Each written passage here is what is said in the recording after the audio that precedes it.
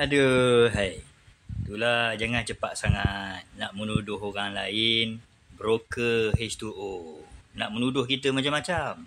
Padahal kita cakap berhati, kita cakap benda yang benar. Kita tak nak UMNO, Barisan Nasional dilihat terlampau sangat menjilat Madani, menjilat PMX, menjilat PH. Kita ada identiti kita sendiri. Kita ada BN, kita ada UMNO, kita ada MIC, kita ada MCA, kita ada PBRS.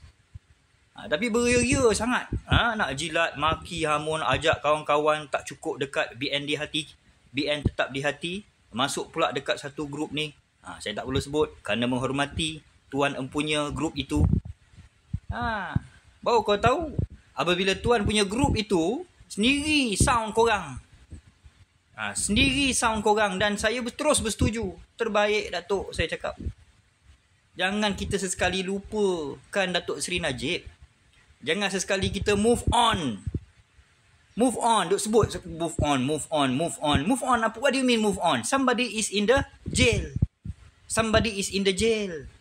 Kita nak move on maksudnya kita lupakan Datuk Najib. Ini yang Datuk Jogani pernah sebut. Dia kata Ali Akak Umbi perlu move on daripada Datuk Najib. Dia dah hanya dapat separuh pengampunan, cukuplah. Dia suruh kita move on.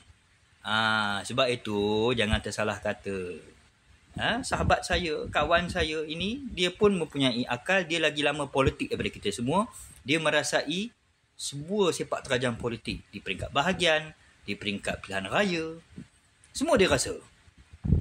Ketika dia bersama dengan parti lain, ketika dia bersama dengan UMNO, dia dah rasa. Jadi kita tahu, dia pun tahu apa yang saya cuba sampaikan. Dia diam saja. Hari ni dia bersuara. Dia kata saya nak ingatkan pada ahli-ahli dalam grup ini, jangan sesekali sebut kita move on daripada Datuk Najib. Mengelupur semua. Oh tidak, bukan. Kita tidak akan move on daripada Datuk Najib. Bila sahabat kita itu bersuara, baru korang mengelupur. Saya tak kisah kalau korang, kamu yang mulakan dulu. Kamu yang benci saya dulu. Saya tak pernah benci kamu. Kita hanya berbeza pandangan.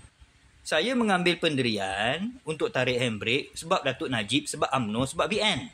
Kena terima benda tu. Tapi dituduhnya saya broker. Tiba-tiba pula saya ni bersama dengan H2O.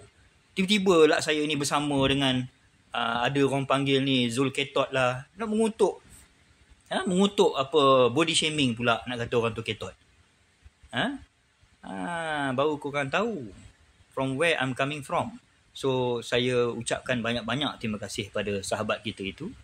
Saya memang menjaga hubungan silaturahim dengan dia.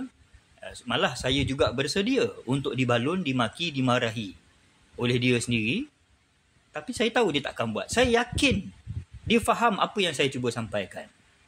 Sebab dia tahu kita ni menggunakan otak. Kita bukan main belasah saja. Dan kita tahu yang memenjarakan Datuk Najib ini, Mak Sabri, Perikatan Nasional, Bersatu and the Gang. Bukan orang lain. Jadi tak payah nak jadi hero. Lain kali jangan bully aku ramai-ramai. Jangan cuba bully aku ramai-ramai. Akhirnya sekarang korang menggelupur. Tak adalah Datuk. Kita tak ada. Kita takkan move on daripada Najib.